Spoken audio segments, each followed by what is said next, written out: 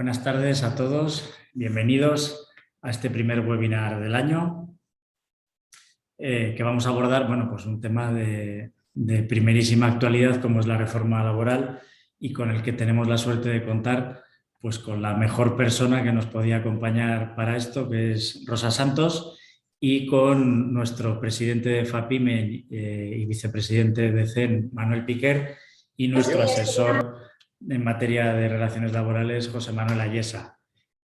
Por mi parte, nada, como siempre, dar los dos avisos tradicionales, y es que vamos a intentar ser rigurosos y puntuales con el horario establecido. Si todo va bien, para las 6:15 deberíamos terminar con el turno de preguntas que moderaré posteriormente, y el segundo aviso está relacionado evidentemente con el turno de preguntas, y es que, como siempre, utilicemos la herramienta de preguntas y respuestas que nos ofrece Zoom, y a partir de ahí yo iré seleccionando las preguntas y las trasladaré a nuestros ponentes.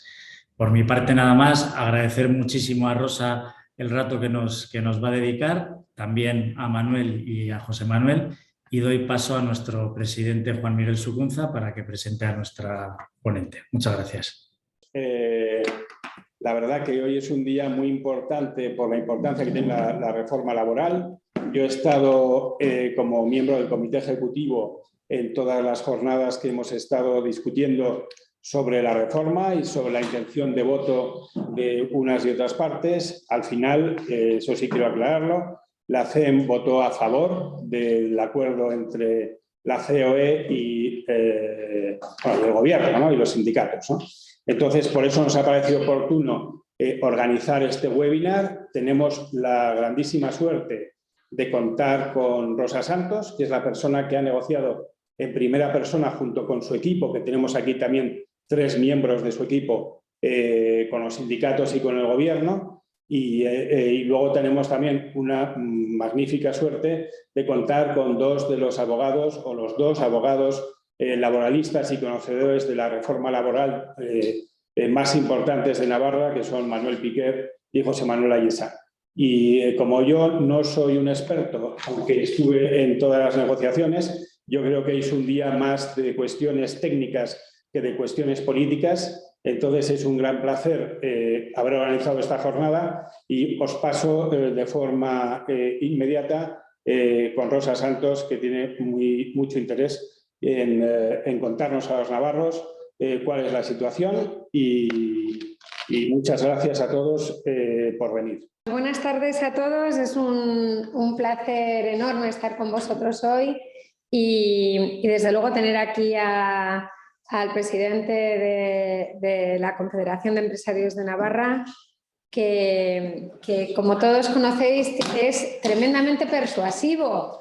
No es que me atracara en un pasillo para que estuviera en esta jornada, que por supuesto es para mí no solo un placer, sino además un honor acompañaros siempre que he podido con otros hitos, los ERTES u otras cosas, lo he hecho.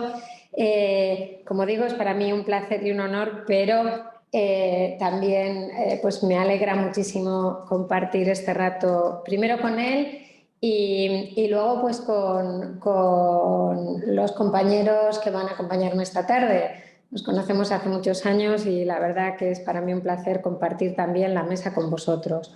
Bueno, el objetivo de mi intervención, sin perjuicio de que después a lo largo y ancho del debate y en el turno de preguntas, que Juan es tan persuasivo que me ha convencido para que me quede a ayudaros a interpretar un poco el espíritu en aquello que no haya abordado durante mi intervención. Como digo, el objetivo de mi intervención es un poco explicaros de dónde veníamos, cuáles han sido los principales escollos que nos hemos encontrado en la negociación y cuál ha sido el horizonte de llegada y por qué COE, con sus organizaciones, como explicaba el presidente de la CEN, pues hemos decidido avalar este acuerdo. Bueno, sabéis que veníamos de un montón de años en los que se venía anunciando la derogación de la reforma laboral del año 2012. Este asunto comienza con especial vehemencia cuando el Partido Socialista asume el Gobierno de España, ya con el anterior Gobierno, es decir, con el Ministerio de Magdalena Valerio, antes del actual gobierno de coalición. Y con ocasión de la repetición de las elecciones y la formación del acuerdo de coalición para la formación del gobierno actual, ese acuerdo de gobierno ya contempla la derogación de la reforma y, muy concretamente, el abordaje de algunas materias que principalmente son las que más afectaban a la flexibilidad interna de las empresas. En concreto, pues todo lo que tenía que ver con la modificación sustancial de las condiciones de trabajo, la subcontratación, la derogación de la prioridad aplicativa de los convenios de empresa y la derogación de la fórmula de la ultraactividad de la reforma del 12. Eso es lo que principalmente consta en el acuerdo de coalición. Se inició una ronda de negociaciones justo cuando se conforma el gobierno, pero aquellas negociaciones se vieron frustradas por la llegada del COVID y todos los miembros de la mesa pues tuvimos que dedicarnos a abordar otras cuestiones más urgentes y que todos ya conocéis, pues como por ejemplo los ERTEs, el teletrabajo, en fin, cuestiones que todos conocéis y que hicieron que aquella mesa de la reforma laboral durante un tiempo estuviera congelada. Se reinician las negociaciones en el mes de marzo de 2021, pero además ya con un matiz. Al acuerdo, a los compromisos que había alcanzado el gobierno de coalición con la ciudadanía y entre ellos se adiciona el hecho de que con ocasión del COVID España tiene que presentar en Europa el Plan de Recuperación y Resiliencia. Este Plan de Recuperación y Resiliencia va vinculado, como todos sabéis, a fondos, a 140.000 millones de euros y obliga al Gobierno de España a abordar una serie de reformas estructurales, por un lado, y de inversiones también estratégicas. Entre esas reformas estructurales se sitúan como las más importantes la reforma laboral y la reforma del sistema de pensiones. Y aquí, al perímetro de negociación que había marcado inicialmente el Gobierno como consecuencia de su acuerdo de coalición, se adiciona una petición que viene fundamentalmente de la Unión Europea, que es la reforma de toda la contratación temporal y la reforma de la contratación formativa, con dos objetivos. Uno, rebajar las tasas de temporalidad que, a entender de la Unión Europea, están muy por encima, como de hecho es cierto, del promedio de las tasas de temporalidad de la Unión Europea. Y segundo, fomentar la contratación de la gente más joven. Por lo tanto, tenemos por un lado una serie de materias que querían ser objeto de derogación como consecuencia de un acuerdo político, pero que acaban entrando a formar parte de ese plan de recuperación y resiliencia que el Gobierno manda a Europa como reformas estructurales que se van a vincular a estos fondos. A las materias que el Gobierno había introducido en el marco de negociación se adiciona, por lo tanto, y como consecuencia de esos planes de recuperación y resiliencia, pero en este caso a petición de Europa, la reforma de la contratación tanto temporal como formativa. ¿De acuerdo? Entonces, con estas cuestiones se conforma, por decirlo de alguna manera, el perímetro de la negociación. Bien es cierto que nosotros tratamos de introducir a través del documento de COE un montón de materias más tendentes a incrementar las fórmulas de flexibilidad, tiempo de trabajo, etcétera, que no obstante, al igual que otras materias que intentaron meter los sindicatos, fueron rechazadas en la mesa, ¿de acuerdo? Pero como digo, con estas exigencias que proceden en unos casos del acuerdo de coalición, pero que se introducen en el plan de resiliencia y que a su vez Europa solicita incorporar todos los temas de contratación, se compone el perímetro de negociación. Entonces, para hacer el abordaje de mi intervención yo voy a distribuir en 3 bloques lo que ha sido el resultado de la reforma laboral. Un bloque de contratación en el que os voy a explicar cuáles fueron las principales dificultades y dónde se ha llegado. Un bloque de flexibilidad interna y un bloque de negociación colectiva, aunque solamente sea a efectos pues, de sistematizar la intervención, ¿no? En el bloque de contratación, como decía, esta es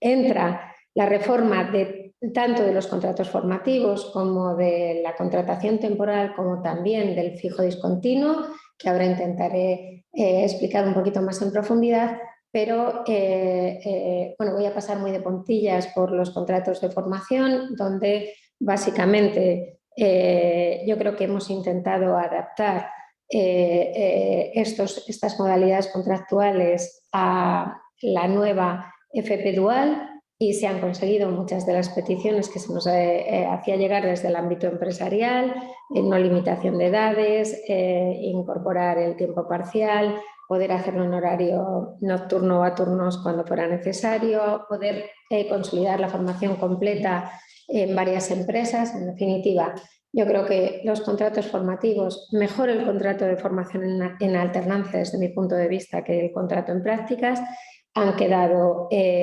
bastante claros, no ofrecen dudas importantes y si acaso las ofrecieran lo podemos tratar a continuación. ¿Cuáles eran las principales dificultades o los grandes problemas que nos encontramos en la negociación de la contratación, más allá del hecho de que ha venido a ser al final el elemento, seguramente por estar menos tratado o porque no habíamos tenido tiempo de abordarlo antes y también porque efectivamente hay una cultura que en algunos sectores conlleva una utilización de la temporalidad muy elevada? Pues primero,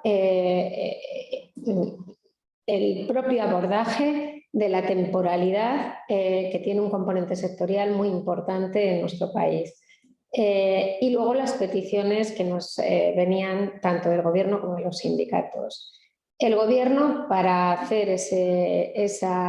conseguir los objetivos que le está marcando Europa, lo que decide es directamente afectar a la libertad de empresa, limitar la utilización de los contratos temporales a través de la implementación en la norma, ya sea de un porcentaje, como hicieron inicialmente, limitar en el 15% la contratación temporal de cada empresa, o luego sustituyeron a aquella fórmula por una todavía más restrictiva, que venía a ser en la práctica una escala que te decía cuántos trabajadores temporales podías contratar en función del volumen de la empresa, que acababa siendo más restrictivo del 15%.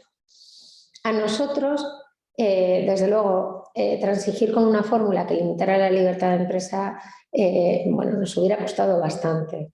Pero es que además esa fórmula es absolutamente incompatible con tratar de justificar la causa de la temporalidad. Es decir, hay países donde se utiliza un porcentaje, como por ejemplo en Italia, pero lógicamente la contratación entonces es a causa. Lo que no podían ser eran ambas cosas, que es lo que pretendía tanto el Gobierno como los sindicatos. Y otro gran problema que tuvimos hasta el final de la negociación fue el intento de modificar todo el régimen extintivo que procede de la reforma de 2012 a través del contrato temporal. En la práctica, lo que el Gobierno y los sindicatos querían era que los despidos de los contratos temporales que lo fueran en fraude de ley fueran declarados nulos y, por lo tanto, que el derecho de opción lo tuviera el trabajador y, consecuentemente, eso lo que produciría en la práctica sería un incremento notable de las indemnizaciones en caso de extinción. Claro, de una manera no directa, ellos decían, no modificamos las indemnizaciones y no modificamos ni la indemnización ni salarios de tramitación, pero en la práctica sí, en la práctica a través de la nulidad de los despidos de los contratos, o sea, de los trabajadores contratados de forma temporal en fraude de ley, sí que se estaba afectando a todo el régimen, a toda la institución de la extinción que procede de la reforma del año 2012. Bien, esos fueron los principales problemas que nos encontramos en el abordaje de la contratación, más allá del hecho cierto de que sabemos que al final es el elemento más inquietante para todas las empresas, y al final pues se ha ido, como habéis visto en el Real Decreto Ley 32, a un contrato temporal que está basado en unas causas, es decir, a lo que es tradicional en nuestro derecho, que es contratación temporal causal, causas productivas, causas de sustitución, y dentro de la causa productiva algunas causas en concreto, pues las ocasionales imprevisibles, 1, 2, las oscilaciones de la actividad, y 3, las previsibles que tienen una corta duración. Las dos primeras dan lugar a un contrato de 6 meses más 6 meses más si los convenios sectoriales lo amplían, las segundas a un contrato que podrá ser máximo de 90 días por periodos no continuados, y que viene a ser en la práctica, luego lo explicaremos más porque seguro que hay bastantes dudas a este respecto, viene a ser una especie de ventana o de bolsa que tiene la empresa durante 90 días para contratar el número de trabajadores que estime necesario, pero siempre va a ser pues para tareas, como decimos, ocasionales, previsibles, pero de corta duración. En definitiva, hemos ido a una contratación causal con unas causas bastante abiertas, y quizá la problemática más grande que nos transmiten las empresas y sectores es el tiempo, es decir, la duración de los contratos. Veníamos de contratos temporales de muy larga duración y finalmente el resultado de esta reforma es que son contratos de duración bastante más restringida, que quiero transmitir que era el objetivo esencial de la Unión Europea cuando transmite a España, vinculado a ese plan, que hay que reducir la temporalidad. ¿De acuerdo? Hay, además de la causa, dos cuestiones que quiero resaltar. Evidentemente, para evitar esa nulidad a la que me he referido, que era la pretensión principal tanto de los sindicatos y del gobierno, y que por lo tanto hubiera modificado todo el régimen extintivo, hay dos elementos disuasorios que se vinculan a las causas. Uno, las sanciones administrativas, sanciones administrativas que vendrán previo expediente de la inspección, pero que pasan de ser colectivas a ser individuales por trabajador, y además incrementándose las cuantías. Y segundo, lo que yo llamaría sanciones contractuales, que, insisto, viene a sustituir a esa idea de la nulidad que ellos tenían. Estas sanciones contractuales de alguna manera ya existían en la reforma del 12, pero efectivamente se han reforzado, y que básicamente consisten en la declaración o la consideración del trabajador fijo cuando se quebrantan los requisitos del artículo 15, cuando no hay alta o cuando se superan los periodos de la concatenación, que ahora se han restringido y que pasan a ser en un periodo de 24 meses más de 18. Como estoy segura de que todos estos elementos los abordarán a continuación mis compañeros de mesa, pues yo simplemente hago una exposición general y luego, si queréis, ahondamos en todos ellos. Por lo tanto, principales dificultades y riesgos que corríamos más allá de lo que representa la propia restricción de la temporalidad, que es algo bastante inquietante y de afectación transversal a todos los sectores y empresas en nuestro país. nulidad, porcentajes, escalas, limitaciones a la libertad de empresa y la consecuencia directa es causalidad, sanciones administrativas y sanciones contractuales como elementos principalmente disuasorios. No me detengo en la que yo denomino tasa escribá de los 26 euros para contratos de menos de 30 días, que ha venido a sustituir al incremento del 40% de la cotización que ya existía en el artículo 151. Si queréis, hablamos luego de ellas. Bien, muy importante en el bloque de contratación, el contrato fijo discontinuo. El contrato fijo discontinuo viene a ser, de alguna manera, una oportunidad para sustituir o para proyectar a través de ese contrato buena parte de lo que hasta ahora venía siendo contratación temporal. Fijaros bien que el contrato fijo discontinuo, que tiene, que es fronterizo con el contrato temporal, principalmente en función de la certidumbre, es decir, sabemos que vamos a necesitar a estos trabajadores y los vamos a necesitar siempre, con independencia de que esté claro cuándo los vamos a tener que llamar o no.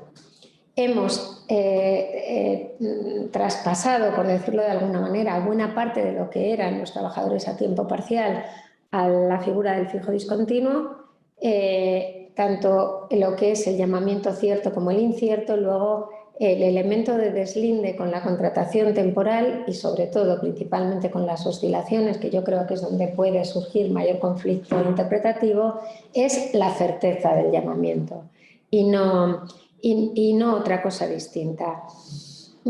Hay aquí elementos muy importantes. Fijaros que hemos roto el concepto incluso del año natural. Introduciendo en este artículo del fijo discontinuo tanto las subcontrataciones o las subcontratas como las propias licitaciones administrativas, con lo cual el fijo discontinuo ya no va a tener que circunscribirse a un año natural, sino que puede ser una persona que está prestando un servicio para una contrata para una empresa que ha licitado con la administración y que ese servicio va a durar varios años y que luego va a tener un tiempo de inactividad hasta que vuelva a ser llamado por la empresa porque vuelva a tener otro tajo, otra concesión, otra adjudicación o vuelva a tener otra contratación con una empresa privada. Quiero explicaros esto desde el inicio porque es un cambio cultural importante que no se ha entendido demasiado bien, pero pretende ser la salida a la sustitución del contrato de obra o servicio que en algunos casos el Tribunal Supremo ya había dicho que no se podía utilizar. El fijo discontinuo se va a poder desarrollar todo su régimen jurídico a través del convenio colectivo sectorial y en el caso concreto de los llamamientos se va a poder resolver a través del convenio del pacto de empresa, de manera que se pueda adaptar más y mejor a las características de cada empresa o sector. Solamente cierro la parte de contratación haciendo una alusión a las indemnizaciones y a la antigüedad. El concepto, esa fórmula que figura en el fijo discontinuo relacionada con la antigüedad no ha sido ni una veleidad ni una mala noche. Es que hay una sentencia, un auto, del Tribunal de Justicia de la Unión Europea como consecuencia de una cuestión prejudicial que planteó el Tribunal Superior de Justicia, creo recordar en este momento, de Galicia, en la que pedía al Tribunal de Justicia de la Unión Europea que se interpretara el derecho español. Y ya el derecho español de la reforma de 2012 y ya el Tribunal de Justicia de la Unión Europea y después el Tribunal Supremo en Unificación de Doctrina dicen que la antigüedad se tiene que aplicar exactamente igual, y hablo de la antigüedad, para los trabajadores a tiempo completo que para los trabajadores a tiempo parcial o fijo discontinuos. Y habla de derechos económicos y derechos de promoción profesional. De la misma manera que esto está claro y por eso hay una alusión específica a la proporcionalidad en el texto de la norma, queda claro, porque también lo ha dicho el Tribunal Supremo, que la indemnización es un concepto extrasalarial y en la medida que no hemos modificado el régimen extintivo y eso se aplica por tiempo efectivo de prestación, es decir, por tiempo de trabajo, no estamos hablando de la antigüedad del trabajador en la empresa, sino que la indemnización se aplicará en función del tiempo efectivo de trabajo que ha prestado el trabajador, como de hecho ha dicho también el Tribunal Supremo en unificación de doctrina. Entonces, si queréis luego podemos daros las referencias concretas a las sentencias. Pero bueno, con esto termino la parte de contratación y nos vamos al segundo bloque de flexibilidad interna. ¿Cuál era, a nuestro entender, el elemento a proteger junto con la prioridad aplicativa de convenios de empresa de los que inicialmente pretendían gobierno y sindicatos? El artículo 41 del Estatuto de los Trabajadores, la modificación sustancial de las condiciones de trabajo. Sabéis de sobra que la modificación sustancial de las condiciones de trabajo del artículo 41 y su procedimiento se replica después en la movilidad geográfica, en los ERTES, en los ERES, en el descuelgue de convenios, en un montón de artículos más del Estatuto de los Trabajadores. ¿Qué se pretendía? Se pretendía modificar la causa, modificar cuándo se entendía colectivo y cuándo individual, y se pretendía modificar todo el procedimiento sustituyendo las comisiones ad hoc por comisiones sindicales cuando no hubiera representación legal de los trabajadores en las empresas. ¿Esto dónde nos lleva? Pues nos lleva a la sindicalización clara de las decisiones, a la ralentización o, en su caso, la imposibilidad de tomar las decisiones de flexibilidad interna por parte de las empresas de manera libre, como se está haciendo ahora, con la negociación, con el procedimiento adecuado, sí, negociándolo con las comisiones ad hoc o con la representación legal cuando la haya, pero sabéis que esas decisiones son ejecutivas una vez sucedido o cumplido el procedimiento. Bien, pues lo que se pretendía era modificar ese artículo en el sentido que acabo de comentar, y esa modificación, en la medida que se replica en el resto de artículos del Estatuto de los Trabajadores, hubiera representado una verdadera derogación de la reforma laboral. De ahí que nosotros, desde el principio, dijéramos que nosotros no íbamos a negociar si se tocaba el artículo 41. Finalmente, ese artículo 41 ha quedado exactamente igual que está en la reforma de 2012 y, por lo tanto, de alguna manera salvadas todas las decisiones de flexibilidad interna cuando, que ya sabéis que ahí va pues todo, remuneración, turnos, distribución de la jornada, en definitiva, salvada esa parte de toma de decisiones por parte de la empresa cuando esté justificado en base a las causas del artículo 41. Segunda cuestión relacionada con las medidas de flexibilidad interna, la subcontratación. Yo creo que no miento si digo que este era uno de los grandes peligros que se afrontaban en esta negociación y por su afectación con carácter transversal a todos los sectores, pero además a la economía en su conjunto, porque al final en España tenemos una economía colaborativa donde a través de la subcontratación aguas abajo intervienen muchísimas pymes y muchos autónomos. Entonces, lo que se pretendía era modificar el régimen completo de la subcontratación, extendiendo el régimen de responsabilidades a todas las subcontrataciones, tanto de la propia actividad como de actividades externas, en primer lugar, y además modificar el convenio colectivo aplicable a toda la cadena de subcontratas, empezando primero por el convenio de la empresa principal y después llegando al convenio de la actividad ejecutada, pero tengo que explicar, y esto se conoce bien aquí porque Juan lo conoce bien, porque fue un tema de muchísima preocupación hasta el último momento, porque casi cuando estábamos en las últimas horas de negociación, los sindicatos retomaron la pretensión no de aplicar el convenio de la empresa principal, pero sí de aplicar el convenio sectorial de la actividad de la empresa principal, lo cual nos hubiera llevado evidentemente a un incremento de costes notable que hubiera impedido en la práctica la subcontratación y además, dicho sea de paso, a romper absolutamente todo el sistema de negociación colectiva.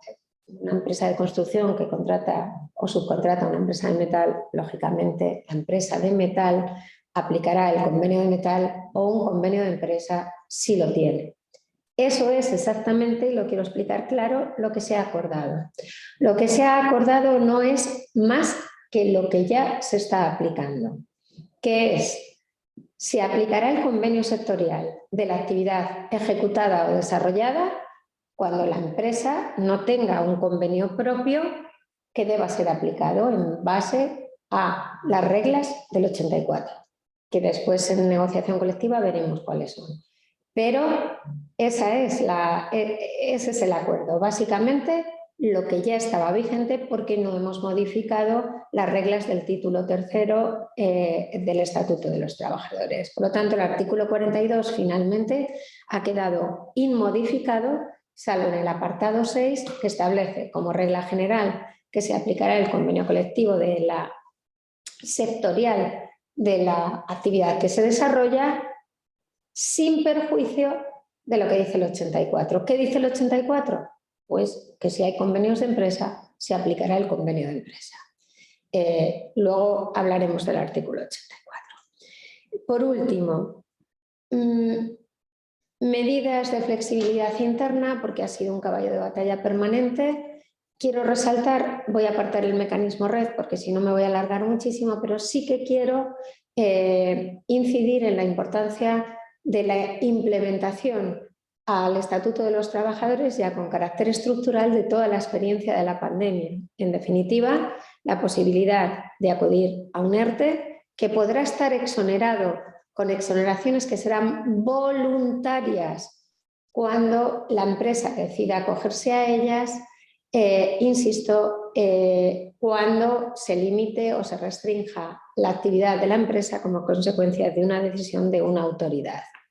Se han introducido o se han implementado las experiencias de la pandemia, tanto incorporando esa nueva causa de fuerza mayor que ya conocéis, como el ERTE flexible, aunque sea por fuerza mayor, en el que vamos afectando y desafectando trabajadores en función de la evolución de la actividad, como las exoneraciones que van a ser distintas, pero que también están previstas para ERTEs por causas económicas, técnicas, organizativas y productivas, insisto, en diferente cuantía, en todos los casos voluntarias, es decir, la empresa que quiera se acogerá a ellas, la que no.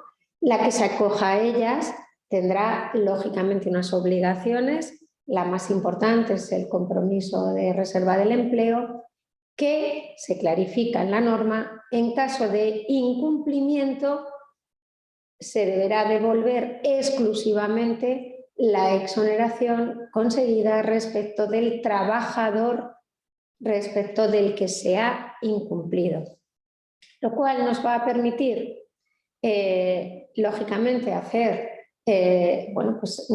amortizaciones de personal cuando sean imprescindibles, cuando las causas que concurren sean estructurales, como tiene bien establecido ya el Tribunal Supremo, pero nos permitirá acudir al ERTE exonerado o no, eso ya queda a decisión de la empresa cuando concurran estas causas que hemos comentado.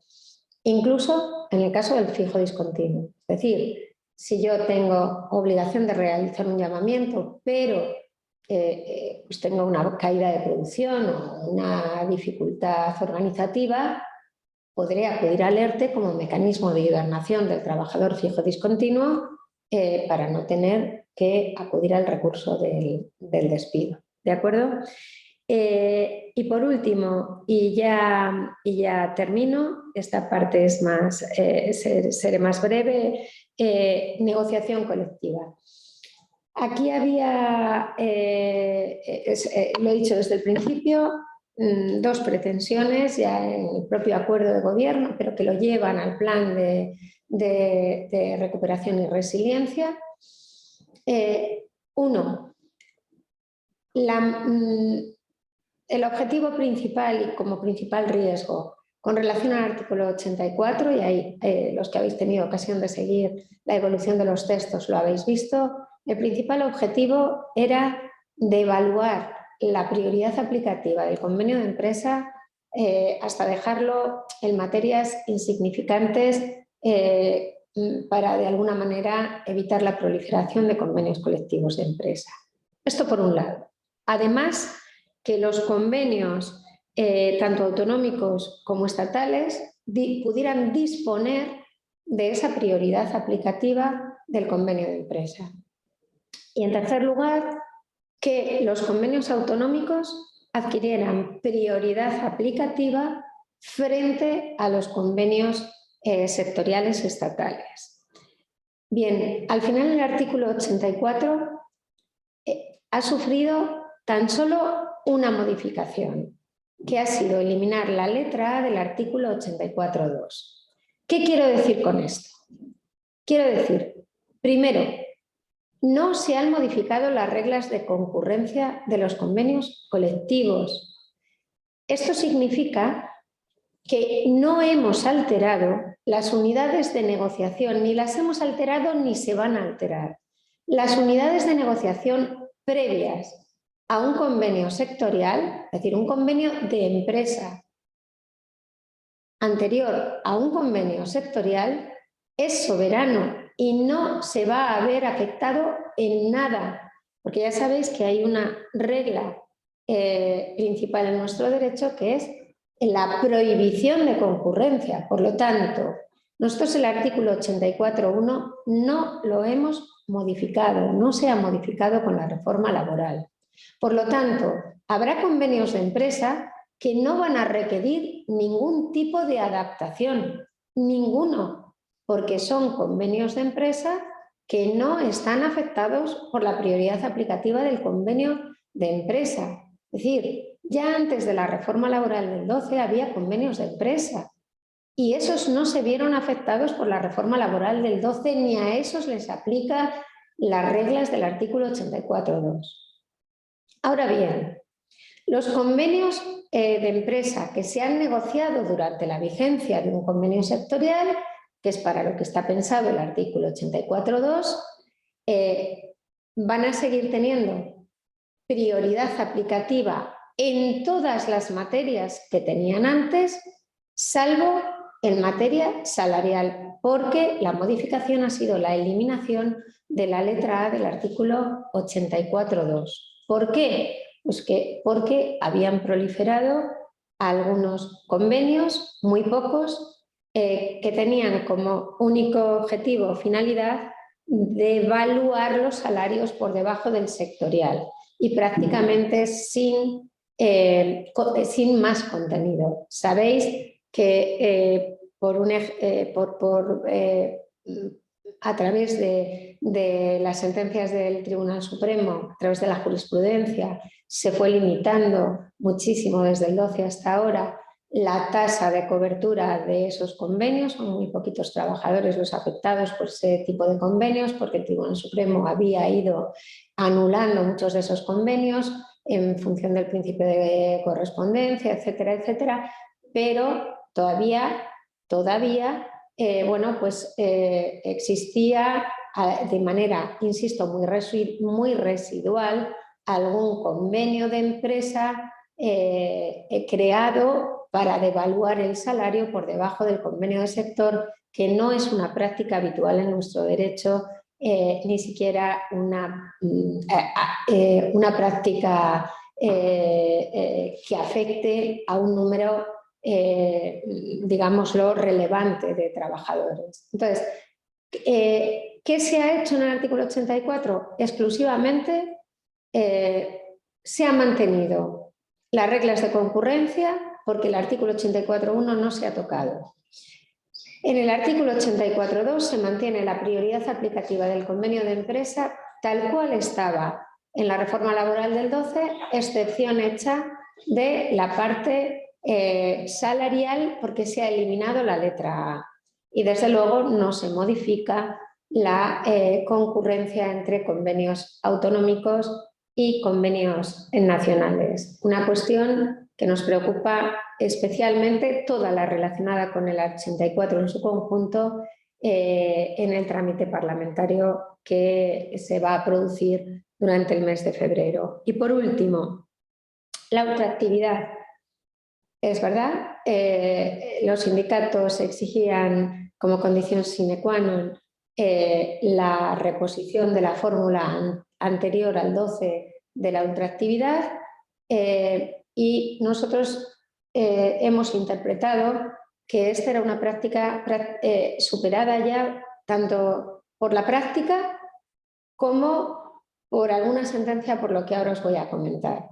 Y por lo tanto, efectivamente sí, se ha modificado la ultraactividad con la fórmula que ya conocéis, pero que permite, y quiero reforzar esta idea, que da suficiente juego a la negociación colectiva como para poder pactar o acordar diferente vigencia para cada materia del convenio colectivo. Por lo tanto, el convenio quedará ultraactivo, salvo pacto en contrario. Y ese pacto en contrario podrá afectar al convenio en su conjunto o a las materias que se decida a través de la negociación que van a poder tener diferente vigencia.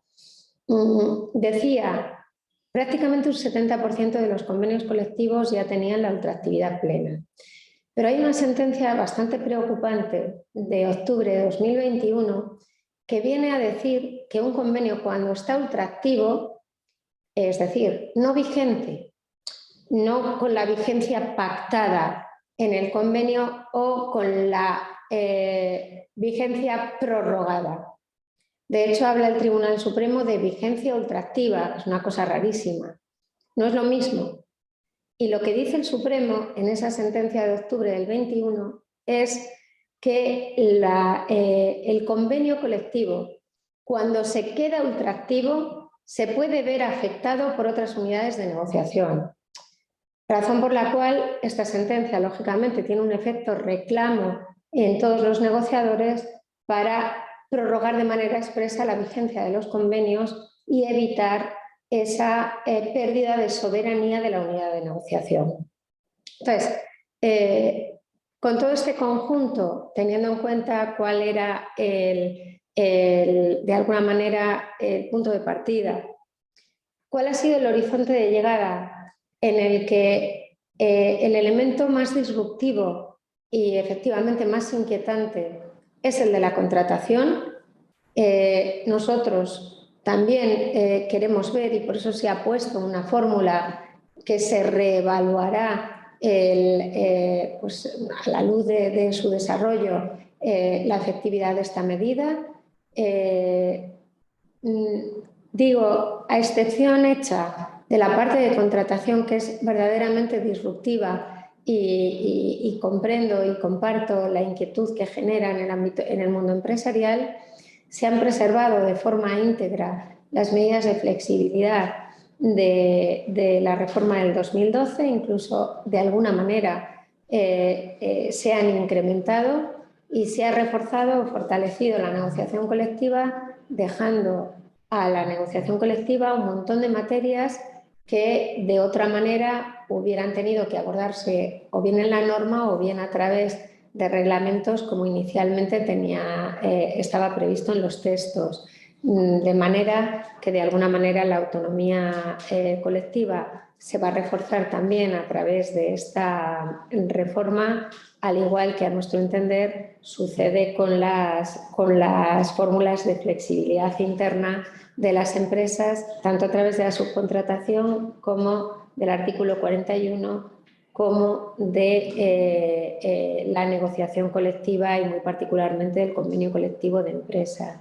Y esas han sido principalmente las razones que a nosotros nos han llevado finalmente a entender que no siendo la reforma laboral que a nosotros nos hubiera gustado implementar pues, más novedades en la distribución irregular de la jornada, en el tiempo de trabajo, en las medidas de conciliación, en fin, no siendo, insisto, pues, la reforma laboral que a nosotros nos hubiera gustado, entendemos que preserva los elementos principales de flexibilidad que tenía la reforma del 12 y también las principales instituciones, como por ejemplo toda la parte de extinción que hemos comentado cuando hablábamos del bloque de contratación. Y yo me he alargado mucho más de lo que quería, pero he intentado abordar ya algunas de las preguntas que vienen siendo bastante habituales en estos ámbitos. Llevamos unos cuantos y hay preguntas que se van repitiendo en todos los foros que comprendo y he querido abordarlas ya de inicio en mi intervención. Buenas tardes, espero que se me escuche. Muchas gracias por vuestra presencia. Me acompaña aquí en la sala mi compañero José Manuel Ayesa. Bueno, la verdad es que Rosa nos ha pisado casi todo. Seguramente ahora yo le pise bien a José Manuel. Tenemos 5 minutos porque nos han dicho que tenemos que ser escrupulosos con el tiempo. Yo os voy a dar pues, bueno, unas notas muy sencillas, muy breves, sinópticas de lo que, en mi modesta opinión, pues ha sido esta, llamémosla así, reforma laboral.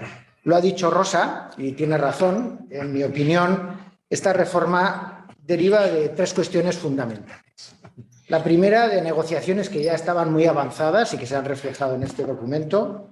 La segunda, de mandatos jurisprudenciales que ya teníamos, sentencias del Tribunal de Justicia de la Unión Europea y sentencias del Tribunal Supremo de la Sala Cuarta de lo Social de España, y de la experiencia, en muchos casos favorable, de la pandemia y de los reales decretos que se han ido aprobando a raíz de la misma. Yo, esos 3 bloques que ha expuesto Rosa, resumo en 10 aspectos clave, que no me voy a detener a desarrollar porque sería muy largo, pero que os paso, si me permitís, a determinar los aspectos claves. Esos 10 mandamientos, esos 10 aspectos claves son el endurecimiento de la contratación de duración determinada. Es una declaración de intenciones, el nuevo artículo 15, que comienza diciendo que el contrato de trabajo se presume concertado por tiempo indefinido. Tenemos que darnos cuenta que tiene que cambiar la mentalidad, que el legislador quiere que en España aumente considerablemente la contratación indefinida. Nos viene tirando de las orejas Europa con este tema desde hace tiempo y lo que hace el legislador es recoger lo que ya Europa nos viene diciendo. ¿Esto qué conlleva? Fundamentalmente conlleva la desaparición del contrato de obra. El contrato de obra va a desaparecer. Transitoriamente, pues vamos a tener 3 meses todavía ahí de garantía para hacer unos contratos de obra de muy corta duración, de hasta 6 meses, pero tiene que cambiar, como digo, creo yo, la filosofía en materia de contratación porque el legislador quiere, como digo, que la contratación sea indefinida. Y, bueno, lo que hace es, bueno, determinar 2 modalidades de contratos. Un contrato temporal por circunstancias de la producción, muy limitado a sus causas, dice incremento ocasional e imprevisible y las oscilaciones, son las palabras clave seguramente de este nuevo contrato de circunstancias de la producción, antes llamado acumulación de tareas, exceso de pedidos y demás. que, como digo, puede tener una duración máxima de 6 meses y como mucho 1 año si así lo dispone el convenio colectivo. Se están haciendo preguntas de si los anteriores convenios colectivos sirven con este nuevo contrato. Yo la verdad es que ahí tengo dudas. En mi humilde opinión creo que no, porque se trata de un artículo totalmente novedoso que exigiría un cambio y adecuación de esos convenios colectivos al nuevo texto normativo del artículo 15.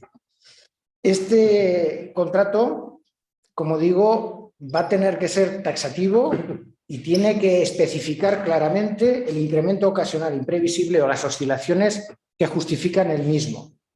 Porque si no, como sabe José Manuel y yo, acudiremos a muchos juicios y, como es habitual en estos tipos de contratos, se perderán en su inmensa mayoría. Prácticamente todos se declaraban en fraude de ley porque era muy difícil defender la bondad de su temporalidad, de la acumulación, del exceso de pedido o de la sustantividad propia de ese contrato.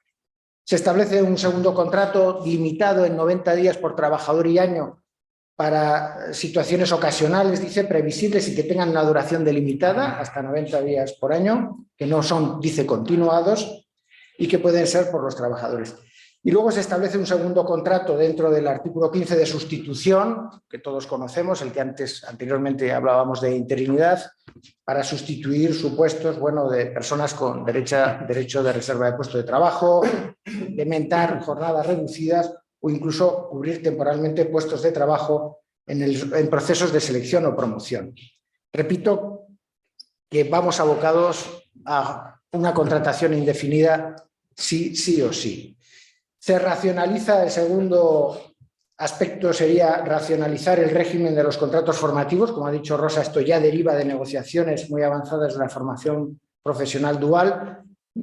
La verdad es que la norma lo que hace es establecer 2 tipologías dentro de los contratos formativos: el contrato para la obtención de la práctica profesional y el llamado contrato de formación en alternancia, cuyas condiciones no voy a tratar porque me paso de los 5 minutos sobradamente. Se han emitido muchas notas, hay muchas notas informativas y se explica claramente cuáles son las condiciones de cada uno de estos 2 contratos. Se refuerza notablemente el contrato fijo discontinuo. Se quiere dar, evidentemente por el legislador, salida a toda esa contratación eventual que hay que transformar en indefinida a través de esta modalidad contractual. El contrato fijo discontinuo, que la verdad es que se utilizaba en determinadas actividades muy concretas. Aquí en Navarra todos recordamos actividades cíclicas propias a la campaña del campo y demás. Parece que el legislador es evidente que supera los criterios de estacionalidad o de temporada para llegarlo, dice, a periodos de ejecución ciertos. Esa es la palabra más importante seguramente del nuevo régimen. En definitiva, se quiere potenciar, se quiere reforzar la figura del fijo discontinuo. Ya veremos luego si eso no nos pasa factura por otros motivos, porque el fijo discontinuo tiene acceso a prestaciones por desempleo y otras consideraciones que, ya sabemos luego qué pasa con Inspección de Trabajo a la hora de defender la bondad de esos contratos. El cuarto aspecto sería, un régimen extintivo singular al contrato indefinido de obra en el sector de la construcción, que era muy potente en este sector, pero que ya desde junio del año pasado hay una sentencia del Tribunal de Justicia de la Unión Europea que ya nos hablaba de que había puesto el ojo en ese tipo de contratos y la naturaleza eventual o temporal de los mismos no le gustaba. Por eso he dicho al principio que en definitiva es una reforma que está recogiendo mandatos jurisdiccionales que nos vienen impuestos de Europa, que no solemos hacer mucho caso, pero que nos mandan. El quinto aspecto y sexto, son los nuevos mecanismos de flexibilidad interna, los ERTEs. Hemos aprovechado el aprendizaje que hemos tenido a través de la pandemia para regular y modificar el artículo 47 que trataba de los expedientes, los famosos ERTE top y fuerza mayor que hemos conocido sobradamente en estos 2 últimos años. También se establece la regulación de los mismos y sí, incluso se establece un mecanismo especial para unos ERTEs que tiene que activar el Consejo de Ministros para circunstancias excepcionales, como las hemos vivido con la pandemia, como las han vivido en la isla de La Palma con un volcán, o por cualquier circunstancia excepcional. Se activa una fórmula específica que, como digo, queda pendiente de que lo haga el Consejo de Ministros. El séptimo aspecto sería Bueno, el convenio colectivo aplicable en las contratas y subcontratas. Esto era un aspecto capital en los textos que yo he conocido anteriormente. Bueno, en los primeros textos, sabe más Rosa y seguramente José Manuel que yo, se hablaba de aplicar en las contratas y subcontratas el convenio del cliente principal, y eso era leonino, ciertamente para muchas empresas. Nos hemos quedado en un camino intermedio, no aplicamos el convenio de empresa, que seguramente es más bajo que el sectorial, pero aplicamos el convenio de actividad de la actividad que estás desarrollando en esa empresa. Se elimina la prioridad aplicativa del convenio de empresa en materia retributiva. En el resto de condiciones pues sigue teniendo esa prioridad aplicativa en los términos que establece el artículo 84 del Estatuto, 84.3 si no me equivoco, pero ahora ya no podemos hacer convenios colectivos de empresa que estén por debajo en materia salarial del convenio sectorial, porque vamos a tener que corregirlos en el próximo año. Algunos hemos corrido a hacer convenios de empresa antes de finales de año, pero nos han pillado y vamos a tener que adaptar, adecuar esos salarios al salario que marque pues, el convenio sectorial. Se vuelve a la ultraactividad ilimitada de los convenios colectivos. Ya sabemos que cuando acabe un convenio, pues para toda la vida, salvo que se modifique la norma, se cambie o tengamos la capacidad de negociar un nuevo convenio con condiciones distintas. Y por último, y es un aspecto muy importante a mi modo de ver, se refuerza sustancialmente los derechos de información de los trabajadores en muchos órdenes. Es decir, vamos a tener que contar con la representación de los trabajadores, vamos a tener que ser transparentes, como no se puede ser de otra forma con los mismos, y vamos a tener que informar en diversas materias que se recogen en la propia norma.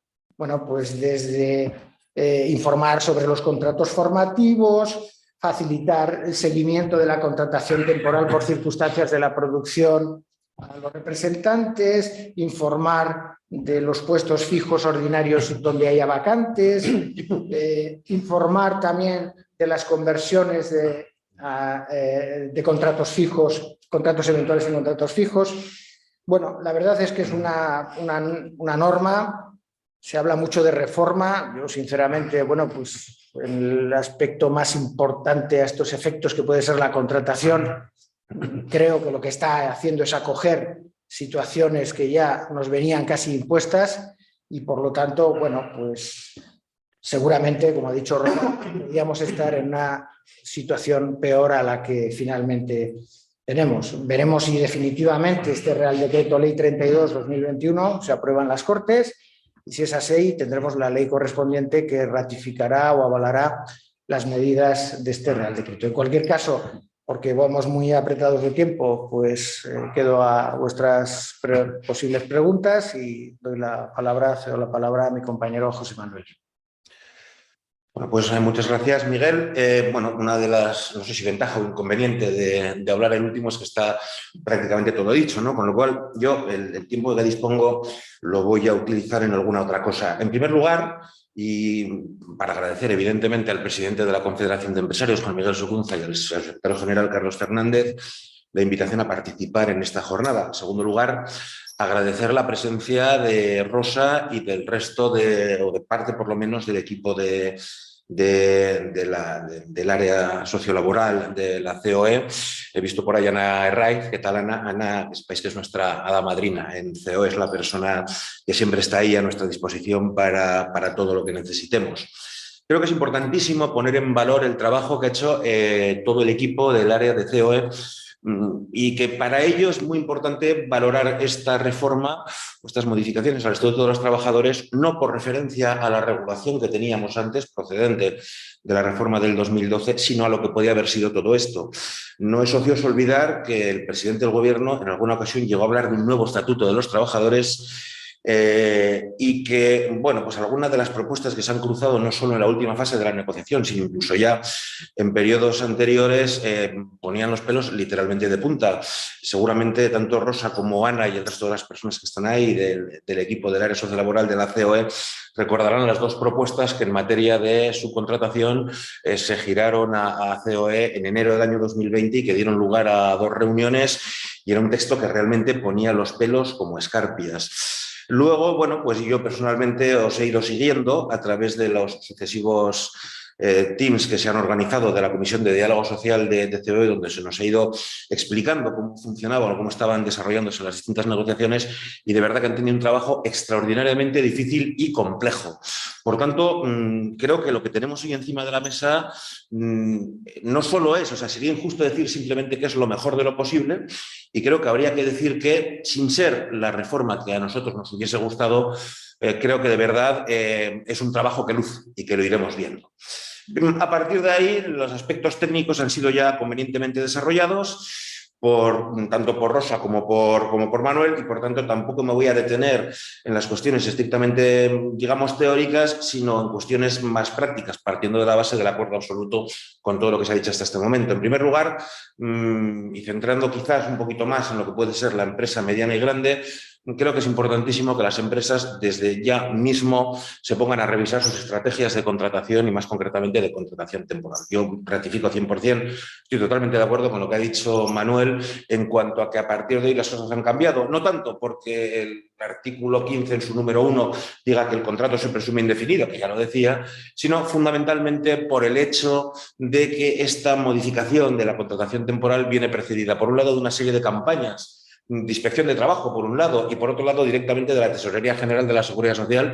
¿Qué empresa no ha recibido estas cartas donde se le dice convierta usted en indefinidos a estos trabajadores, o de lo contrario remitiremos el expediente a la inspección y a ver qué pasa? Y sobre todo las modificaciones de las que hoy no se ha hablado, probablemente por falta de tiempo, pero las modificaciones que en el Real Decreto Ley 32/2021 se realiza de la Ley de Infracciones y Sanciones en el orden social, donde digamos que no es que se amplíe el régimen sancionador en materia de contratación y de información vinculada a contratación temporal, sino que se concreta mucho, ¿no? Esto sí que es una declaración de intenciones, es decir, no solo nos han modificado la normativa, sino que ya nos están advirtiendo que probablemente las próximas campañas de inspección van a ir muy enfocadas a esta cuestión de la contratación temporal. Por tanto, yo de entrada recomiendo que de forma rápida las empresas se pongan a revisar sus estrategias de contratación temporal para, de alguna forma, adaptarse al nuevo régimen. Y a la pregunta de qué hacemos con esto, pues yo me acuerdo siempre de la felicitación de Navidad que me mandó el abogado que me recurría a las multas, un año que me dieron mucha candela. Ese año, en la comunicación o en la felicitación navideña, puso de su puño y letra, te recuerdo que la normativa en materia de tráfico y seguridad vial es de obligado cumplimiento. Bueno, pues con esto ocurre exactamente lo mismo. Recomendamos de verdad el mayor ajuste posible a la normativa, aun sabiendo que puede ser compleja. La segunda cuestión importante, bueno, después de evidentemente poner el valor en el nuevo contrato fijo discontinuo, en el que creo que efectivamente va a haber que analizar mucho y va a haber que centrarse mucho, porque creo que tiene muchas posibilidades, pero bueno, de este tema ya se ha hablado. Centrándome en la modificación en materia de subcontratación del artículo 42 del Estatuto, sí quería comentar que esta es una cuestión, simplemente por tranquilizar, que es una cuestión que en algunos sectores en Navarra ya se aplicaba. Concretamente, el Convenio Colectivo de Industrias Hidrometalúrgica ya establecía para el año 2020 y sucesivos la obligación de que las empresas contratadas y subcontratadas aplicasen como mínimo las condiciones salariales de los convenios colectivos sectoriales de la actividad subcontratada, para evitar la aplicación de convenios de empresa que podían dar lugar a, digamos, situaciones de degradación de condiciones laborales excesivas. Simplemente por tranquilizar, decir que es una cláusula que ha funcionado bien, que no ha generado ninguna incidencia. Me gusta más la redacción la nueva redacción del Estatuto de los Trabajadores que la que tenemos en el convenio de metal, y muy previsiblemente la modifiquemos, pero desde mi punto de vista no es en absoluto traumática. Centra la contratación y subcontratación en lo que tiene que ser una herramienta de flexibilidad y no una herramienta de reducción de costes. Por lo que se refiere a la negociación colectiva, bueno, pues también ha quedado todo dicho. La ultraactividad realmente estaba ya prácticamente amortizada. Es decir, en los primeros momentos después de la reforma del año 2012 todo el mundo puso el acento en esta cuestión. Posteriormente, bueno, entre la presión sindical y las sentencias del Tribunal Supremo, digamos que esto era una cuestión que dábamos todos por cedida. Y el tema de la prioridad aplicativa del convenio de empresa en materia salarial, bueno, pues realmente la reforma aquí tiene incidencia real en algunos sectores, pero muy poca en otros. Por ejemplo, en sectores industriales es muy difícil encontrar convenios colectivos con unas condiciones salariales inferiores a las que pueden establecer los convenios sectoriales. Probablemente en otras áreas, como pueden ser convenios de servicios, etcétera, sea más compleja la cuestión, pero desde luego en lo que es industria entendemos que no tiene una gran afección. Por tanto, digamos que entendemos que siendo una reforma importante y siendo una reforma de un cierto peso, creo que es una reforma que hay que valorarla en su contenido. No se parece ni tiene la importancia que pudo tener la reforma del año 2012 y, sobre todo, importantísimo esa referencia a la hora de valorarla y analizarla, no a lo que teníamos, sino a lo que podíamos haber tenido. Y en este sentido vuelvo a referirme al excelente trabajo que se ha hecho desde el área sociolaboral de la COE. A partir de ahí, creo que lo que nos toca a todos es ponernos a trabajar, estar a disposición de las empresas y, sobre todo, bueno, pues ayudar a que efectivamente las empresas, con el menor impacto posible, se pongan en situación de cumplimiento de la norma, que en definitiva es garantía de normalidad. Por mi parte, nada más. Muchas gracias y creo que lo importante viene ahora, que son las preguntas de los asistentes.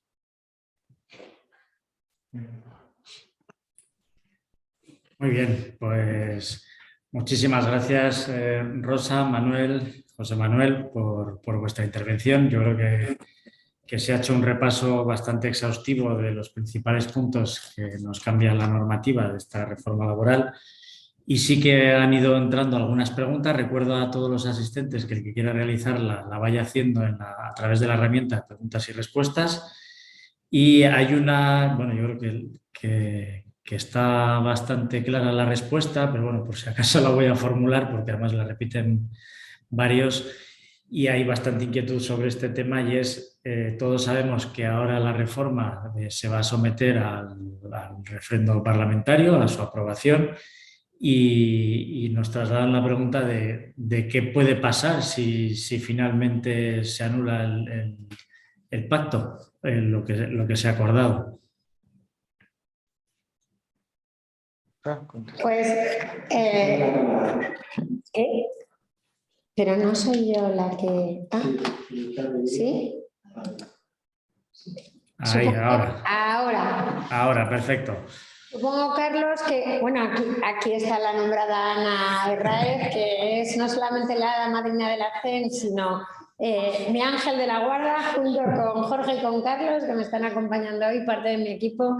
El resto los tenemos confinados.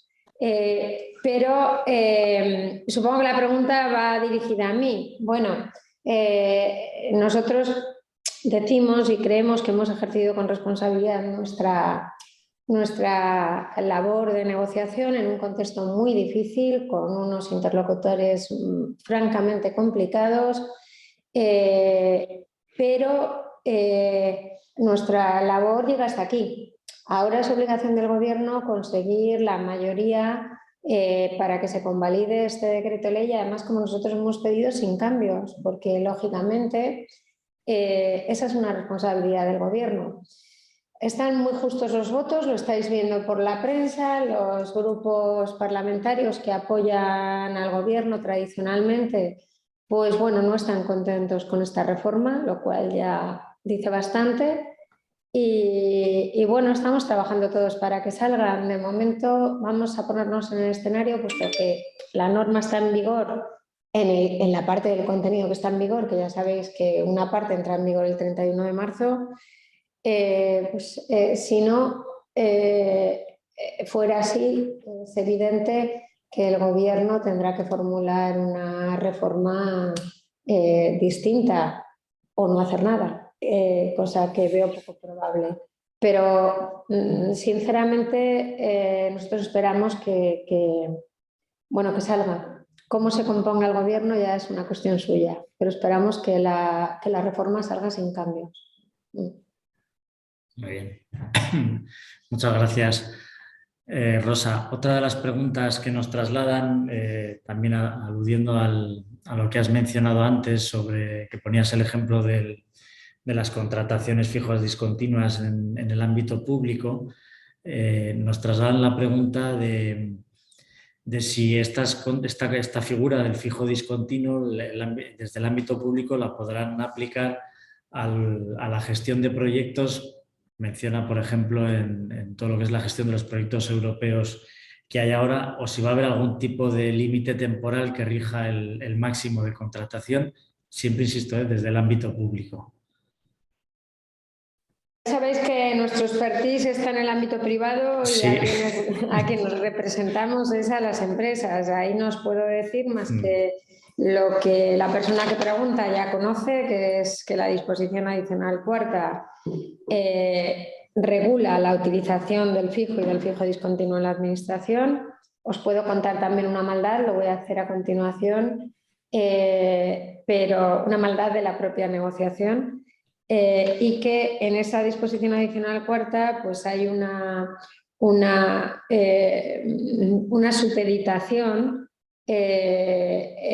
cuando sea necesaria o se precise la tasa de reposición a la autorización del Ministerio de Hacienda.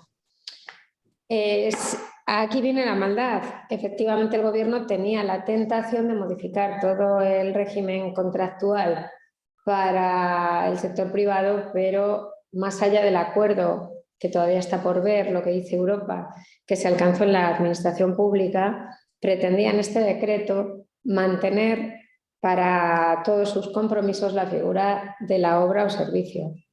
Y evidentemente le dijimos que ya finalizada la negociación, porque tened en cuenta, como todos vosotros también estáis muy acostumbrados a negociar otro tipo de acuerdos, convenios, el diálogo social en Navarra, lo que sea, se van cerrando las cuestiones más conflictivas, las más prioritarias, y luego quedan todas las disposiciones transitorias adicionales. Y entonces allá, cuando ya estábamos en fase de construcción y elaboración del texto, pues pretendían aquello.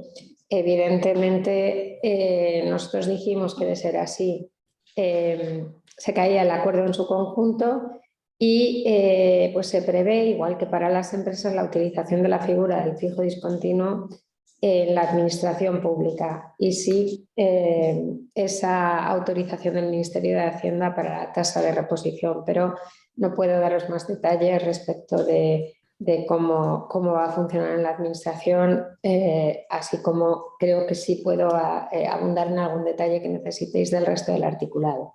Pero vamos, la administración va a tener que hacer uso del fijo discontinuo exactamente como lo vamos a tener que hacer en el sector privado y con las mismas reglas, evidentemente. Está claro. Muchas gracias, Rosa. Otra pregunta que nos trasladan es si durante la ultraactividad se van a poder constituir unidades de negociación de empresa que puedan modificar las condiciones salariales del convenio sectorial. No sé si quizás, José Manuel, y damos un poco de descanso a Rosa, con la experiencia que tienes tú en la negociación de los convenios. Bueno, vamos a ver, yo entiendo que no habrá problema en constituir esas unidades, pero siempre, evidentemente, respetando los criterios de prioridad aplicativa establecidos en el Estatuto de los Trabajadores para el convenio sectorial, salvo mejor opinión de Rosa y José Manuel. Repíteme la pregunta, que no la veo en el chat, Carlos. Dice, durante la denominada ultraactividad, ¿se pueden constituir unidades de negociación de empresa que puedan modificar las condiciones salariales del convenio sectorial? Bueno, a ver, yo creo que con esta sentencia del Tribunal Supremo que he comentado, que os voy a intentar dar la referencia exacta, de 5 de octubre del 21, yo creo que esa sentencia deja clara que la prohibición de concurrencia de los convenios afecta a la vigencia, al periodo de vigencia, pero no a la ultraactividad de los convenios, a todos. Es decir, cuando el periodo, he intentado explicarlo en mi intervención, cuando el convenio está ultraactivo, digamos que peligra, por decirlo de alguna manera, no tiene el escudo que tiene durante su vigencia. Por eso he hecho referencia, pero por si no se me ha entendido, lo voy a decir más claro ahora, por eso he hecho referencia no solamente a la superación de la ultraactividad por vía de la práctica, sino también de la jurisprudencia. Y de hecho, creo que debemos desde las organizaciones empresariales animar a los negociadores a que siempre esté vigente de manera expresa el convenio. Es decir, finaliza la vigencia, prorroguemos de manera expresa la vigencia del convenio en vez de dejarlo ultraactivo, porque lo que va a hacer es perder esa protección. ¿Qué quiere esto decir?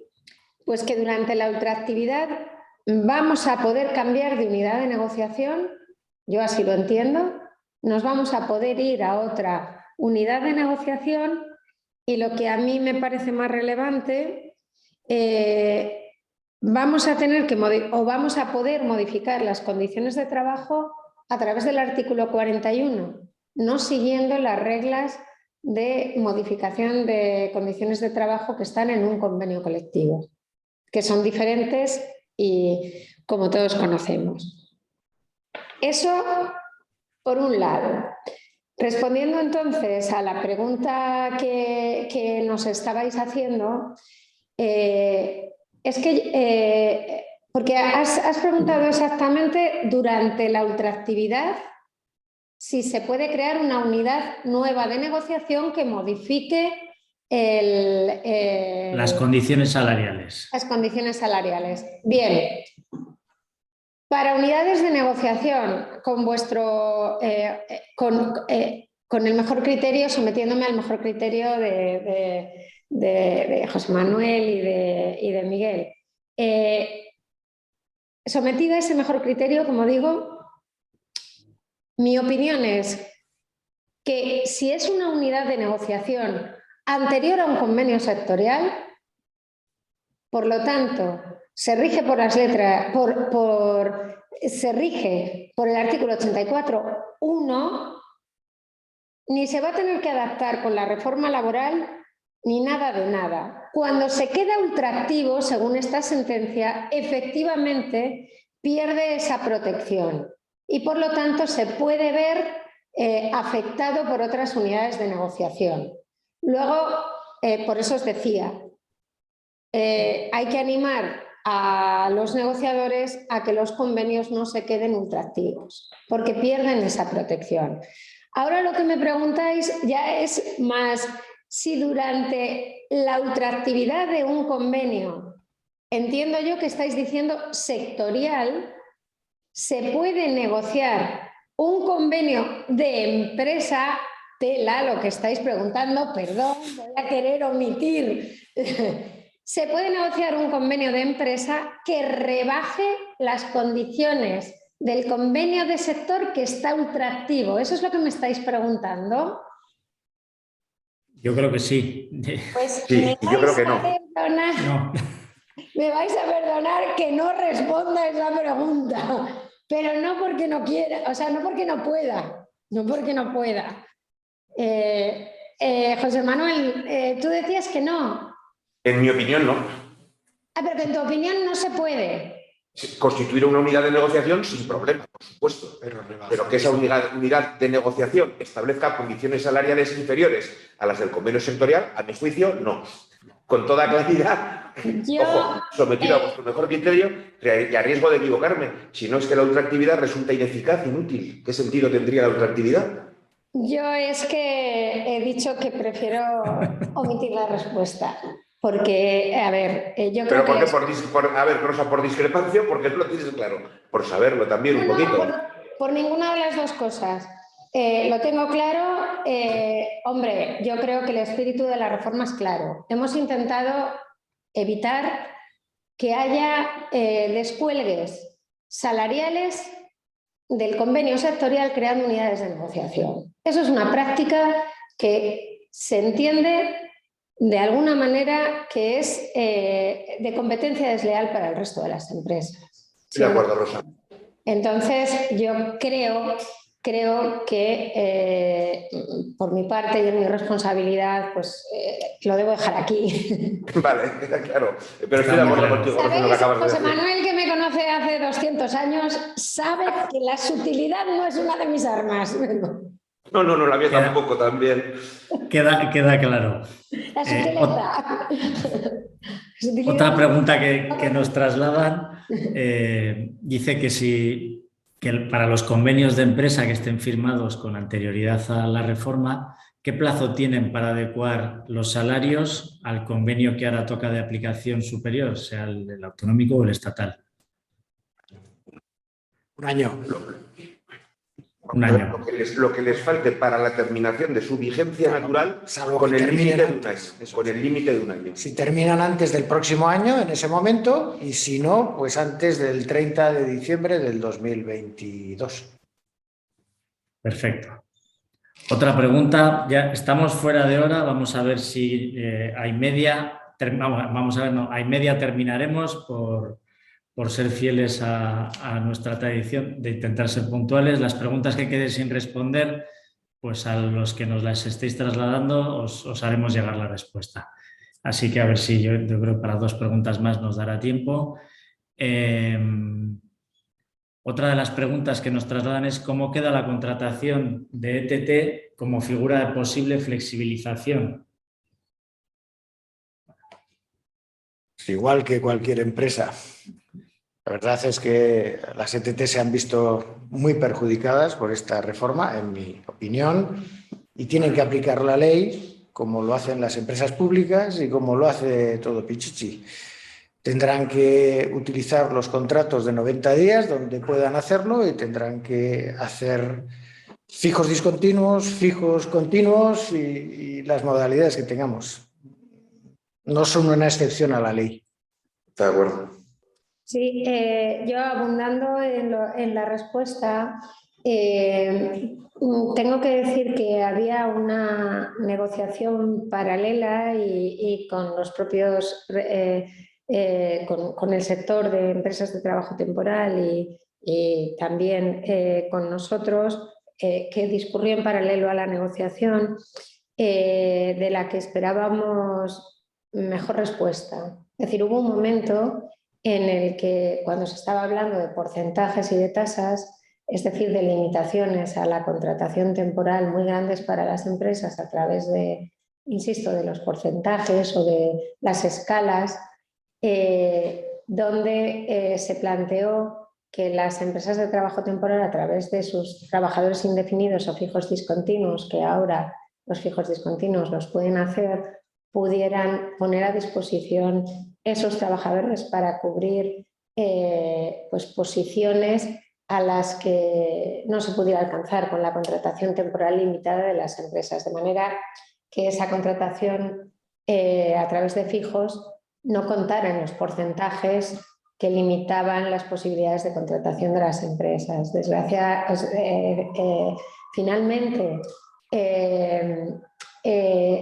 la contratación no ha quedado limitada porcentualmente ni con esas escalas para la totalidad de las empresas y efectivamente las empresas de trabajo temporal no son, como bien decían, una excepción a la norma. Lo que sí tengo que deciros es que a través del diálogo social y con la mesa que ya está constituida con los sindicatos para trabajo temporal, como efectivamente la única excepción que se plantea es en el fijo discontinuo, que el régimen jurídico se va a poder hacer de las empresas de trabajo temporal no a través del convenio sectorial, sino del convenio de empresa.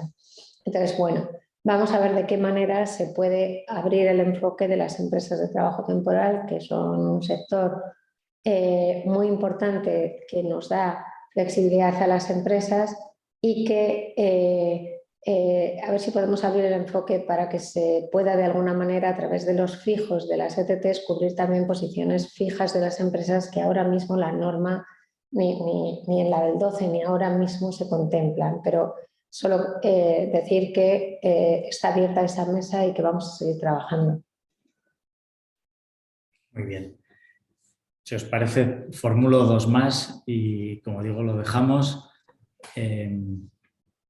Aquí nos hace una reflexión que termina en pregunta. Dice, está clara la potenciación del contrato fijo discontinuo y que nos tenemos que olvidar del concepto de campañas para lo que servía con anterioridad, ¿no? Que muchas empresas a día de hoy no hacen contratos indefinidos por la falta de flexibilidad que supone.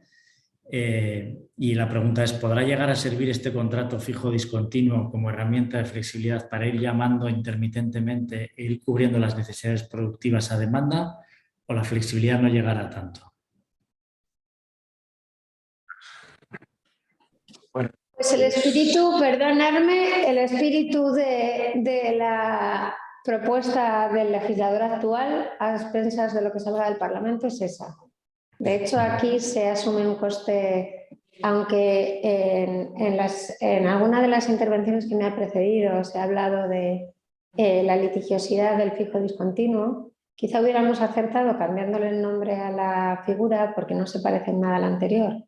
El fijo discontinuo en España cubría unas 300.000 posiciones en su conjunto en España. Y el objetivo es que a través de esta figura se produzca una transferencia de contratación temporal a contrato fijo discontinuo.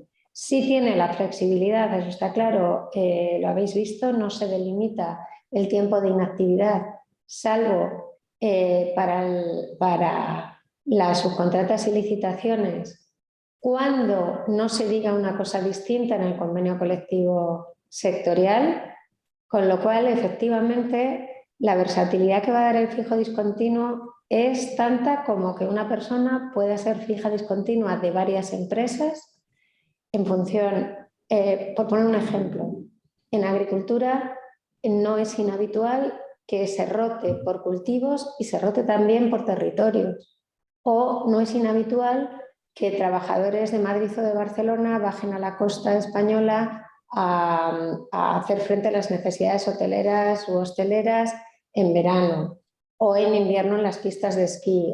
Pues lo que se pretende es que estos trabajadores que venían siendo contratados de forma temporal pero de manera recurrente un año tras otro puedan ser contratados a través del fijo discontinuo, que durante los periodos de inactividad vayan al desempleo. Por eso se ha hecho ahí una modificación también en el artículo 12, en el tiempo parcial, que vayan al desempleo o, en su caso, que puedan estar empleados en otras empresas. Entonces, a priori está pensado con la flexibilidad que, por otro lado, algunos sectores ya han demostrado y también algunos problemas hemos tenido que transitar durante los ERTEs con los fijos discontinuos. Entonces, se ha intentado también implementar aquí el aprendizaje respecto de los fijos discontinuos de algunos sectores de actividad. De hecho, pues, por ejemplo, el fijo discontinuo, hacíais referencia a vosotros a su utilización en Navarra, en algunos casos, se utiliza de manera numérica muy alta en el sector hotelero, pero solo en algunas zonas. Bueno, la idea es que prolifere sectorialmente. Ese es el espíritu de la norma. Otra cosa es que consigamos efectivamente que esto se haga, porque efectivamente yo creo que hay un cambio cultural de gran envergadura. Y yo comparto esa tesis, creo que en definitiva se le da un impulso muy potente al contrato fijo discontinuo. Hasta ahora hemos estado peleando con fechas ciertas, fechas inciertas. Parece que la norma ya quiere englobar fechas ciertas, fechas inciertas, determinadas, indeterminadas, es decir, quiere potenciar esto.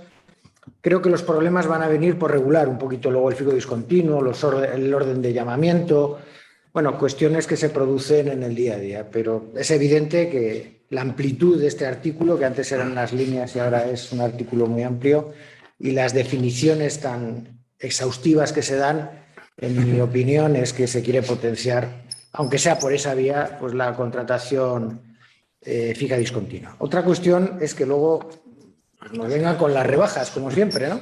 Y es que hacíamos contratos fijos discontinuos y nos venía la inspección y entendía que eran contratos parciales durante todo el año, ¿no? Y que había que distribuir ese tiempo a lo largo del año, ¿no?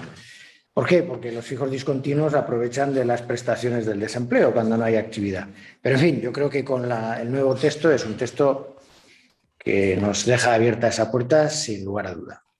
Totalmente de acuerdo, y adicionalmente también poner un poco de manifiesto algo que no sé si se ha dicho suficientemente, y es, digamos, el margen que el artículo 16, igual que otros muchos artículos, igual que mucha de la normativa nueva que ha surgido en los últimos años, va dejando a la negociación colectiva en estas materias, ¿no? Y creo que es importante el poner de manifiesto que bueno, digamos que el contenido de los convenios colectivos, desde nuestro punto de vista, se va a ir ampliando notablemente como consecuencia de la remisión que distintas normas establecen, y a esa posibilidad de ir adaptando las regulaciones a lo que se define en los convenios. No creo que vamos a convenios más técnicos. Esto tendría que ir ya, digamos, en detrimento de cuestiones más reivindicativas. Es decir, hay determinadas cuestiones que da la sensación de que están agotadas, ¿eh? Entonces el clásico convenio de más jornal y pronto a casa, con perdón de la expresión, ¿no?, de los incrementos salariales y la reducción de jornada, tendría que ir dejando paso ya a convenios con regulaciones muchísimo más técnicas y muchísimo más especializadas. Creo que es importante también este punto. Muy bien. Oye, si os parece, como había dicho dos, traslado la última. Al resto de preguntas que tenemos intentaremos trasladarles por escrito respuesta a lo largo de mañana. Y la última sería, dice, del sector de la construcción, que también hemos tenido estos últimos días bastantes preguntas, y que nos dice: yo tengo ahora como empresa varias obras abiertas, tengo que hacer entonces a todos los trabajadores que lleven más de 6 meses, los tengo que hacer indefinidos, y cuando acaben las obras despedirlos con indemnización y con despido improcedente. Esa es la pregunta. Bueno, se la dejamos a Rosa. Esta es complicada. La verdad es que la que se modifica es la extinción, ¿no? La extinción. Es un artículo un poco complicado porque incluso se deja a la voluntad del propio trabajador la extinción del contrato, incluso se modifica la Ley General de Seguridad Social para permitir que acceda al desempleo de esa forma, porque es que ya sabemos todos que no se puede acceder cuando es una baja voluntaria del trabajador, ¿no? La verdad es que yo, salvo mejor criterio de Rosa, que para eso ha participado, creo que lo que quiere recoger es, bueno, lo que ya nos viene diciendo Europa desde junio del año pasado, que esos contratos, fijarlos exclusivamente a la hora, pues no tienen encaje en la normativa europea, y lo que se trata es que ese trabajador, bueno, que ha acabado una obra, pero que tiene esa empresa otras obras en la misma provincia donde pueda recolocar a ese trabajador, pues que lo haga, aunque eso le exija una formación, le exija un tiempo para que pueda. A mí me surgen también dudas, ¿no? Si esa recolocación puede ser modificando o no sus condiciones de trabajo, si puede hacerlo en peor categoría, con otro salario. Bueno, veremos cómo en qué sentido se manifiestan los tribunales, pero lo cierto es que la filosofía, a mi modo de ver del artículo, es intentar mantener la fijeza de ese puesto en otras obras que tenga esa empresa en la misma provincia, de manera que sea el trabajador el que, o porque no quiere hacerlo, o porque no quiere recolocarse, o porque no quiere asumir esa formación, o porque no le interesa ese puesto de trabajo, pueda extinguir el contrato, pues con la indemnización que marca del 7% de los salarios percibidos. Bueno, yo creo que para la construcción no es nada favorable, pero es lo que hay, ¿no? No tenemos otro remedio que asumirlo.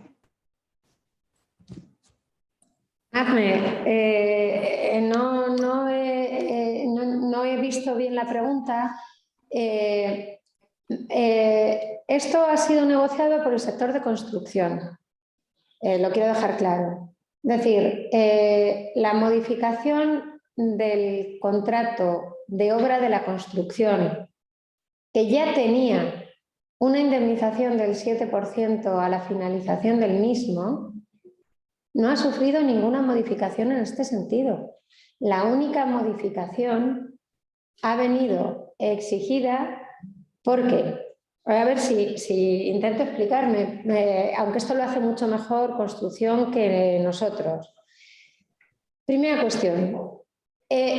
La negociación de la parte relacionada con la modificación de la ley de subcontratación del sector de construcción se ha negociado directamente desde el sector de la construcción con las federaciones de construcción de UGT y de comisiones obreras y se ha validado por la mesa. Primera cuestión, que es muy importante. Lo digo para que se entienda que el sector de la construcción en su conjunto ha entendido que este cambio era un cambio bueno e imprescindible. Imprescindible por la problemática que estaba habiendo jurisprudencialmente con el contrato de obra o servicio, imprescindible porque el sector entendía que el contrato fijo de obra era un contrato indefinido y, sin embargo, a nivel estadístico se contabilizaba como un contrato de naturaleza temporal. ¿Qué sucedió? Que aunque venía de la antigua ordenanza y ahí era considerado indefinido, cuando con las sucesivas reformas se crea el contrato de obra o servicio, se empieza a concebir como un desarrollo del contrato de obra o servicio y pasa a contabilizarse como un contrato temporal en vez de como un contrato indefinido. Bien, ¿qué sucede? Cuando estamos en este debate de la reforma de la contratación, el sector de la construcción dice, no, mi contrato es fijo. Y el gobierno le dice, no, tu contrato no es fijo. Sí, sí es fijo, por las razones que os estoy contando, porque su origen efectivamente era un contrato indefinido.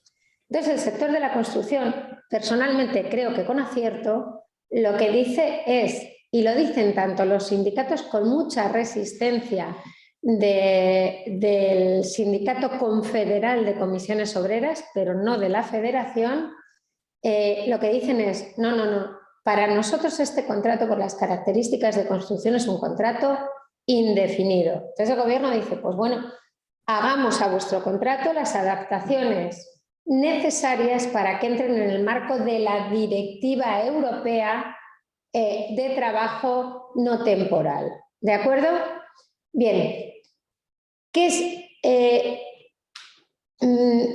¿Qué le faltaba al contrato de obra de la construcción para ser entendido fijo? Le faltaba una oferta de recolocación y le faltaba algún elemento que de alguna manera ayudara a pasar el filtro de la Directiva Europea. ¿Qué referencia hay? El contrato francés. El contrato francés es igual al contrato fijo de obra de la construcción, pero implementa esa referencia a la obligación de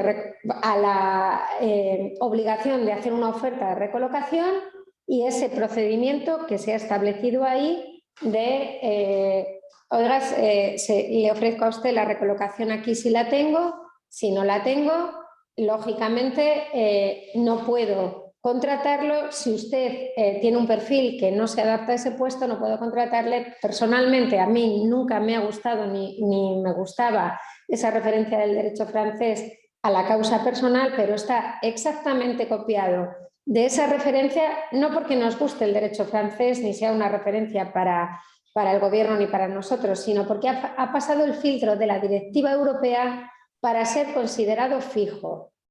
Dicho lo anterior, no ha cambiado más que la obligación de hacer una oferta de recolocación y que si cumplidos los plazos y el procedimiento no lo puede recolocar, la indemnización ya la teníais vosotros en vuestro contrato fijo de obra. Ya la teníais en vuestro contrato fijo de obra. Alternativas que tenemos al contrato indefinido de la construcción de esta norma. Pues tenéis la posibilidad de utilizar también el fijo discontinuo, que es una figura general que está en la norma, y también la contratación temporal siempre que concurran las causas del artículo 15. ¿De acuerdo?